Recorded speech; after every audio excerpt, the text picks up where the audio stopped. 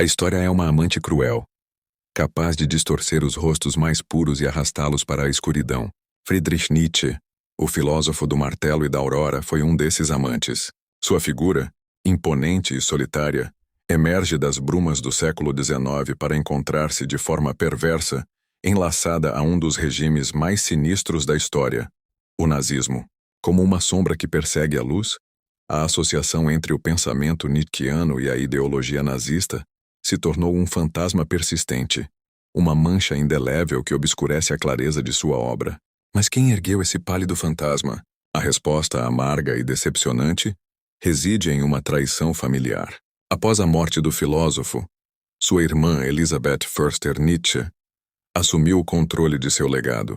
Elisabeth, uma fervorosa antissemita e nacionalista alemã, manipulou os escritos de seu irmão para alinhá-los com suas próprias crenças. Ela editou, selecionou e publicou as obras póstumas de Nietzsche, suprimindo trechos que contradiziam suas ideias e enfatizando aqueles que podiam ser interpretados de forma pervertida.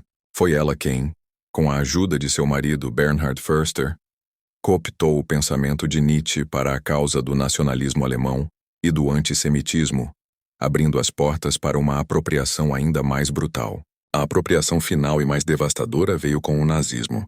Adolf Hitler, em um gesto de cinismo e oportunismo, abraçou a figura de Nietzsche. A ironia é que a obra de Nietzsche, com seu profundo desprezo pelo nacionalismo, pelo antissemitismo e pelo rebanho, era a antítese do nazismo. No entanto, o regime nazista, em sua máquina de propaganda, extraiu conceitos como a vontade de poder, o super-homem, Übermensch, e a moral de senhores e escravos, torcendo-os para justificar sua ideologia de supremacia racial e poder absoluto. A vontade de poder nietzschiana, que era uma força vital e criativa, uma busca por autossuperação e afirmação da vida, foi transformada em um desejo bruto e violento de dominação e conquista. O super-homem, que para Nietzsche era um indivíduo que transcendia a moralidade convencional para criar seus próprios valores, um ser de profunda solidão e autoconhecimento, foi reduzido a um ideal de raça superior ariana, uma figura de força e crueldade.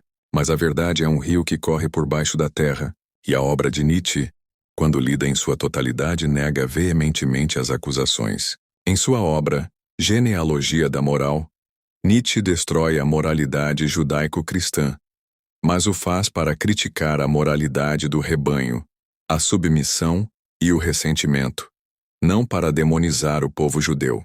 Ele era profundamente crítico do antissemitismo de seu tempo, repudiando-o em suas cartas e em seus escritos. Em uma de suas cartas ele escreveu: "Tenho receio de que me entendam mal. Meu ódio ao antissemitismo é fundamental."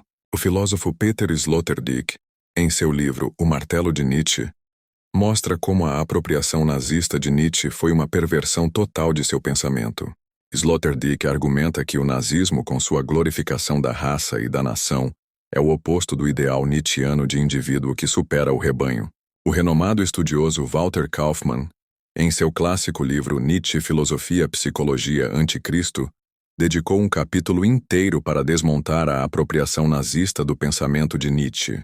Ele demonstra, por meio de uma análise rigorosa, que o filósofo alemão era um profundo crítico do nacionalismo, do antissemitismo e da moralidade de rebanho que o nazismo glorificava. A vontade de poder, para Kaufmann, era uma força interior de autossuperação, não uma vontade de poder sobre os outros. O super-homem era uma visão de indivíduo que criava seus próprios valores, e não um ideal de raça superior. A tragédia de Nietzsche é a tragédia de um profeta mal compreendido, cujas palavras foram roubadas e transformadas em armas.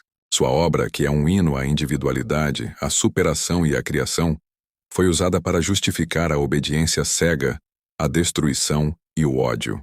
A história, em sua ironia implacável, permitiu que a luz de um gênio se tornasse a sombra de um monstro. Após essa reviravolta de fatos, surge o questionamento: se a filosofia de Nietzsche era tão intrinsecamente avessa aos princípios do nazismo, por que a sombra de Zaratustra ainda se projeta sobre o palco de um dos maiores crimes da humanidade?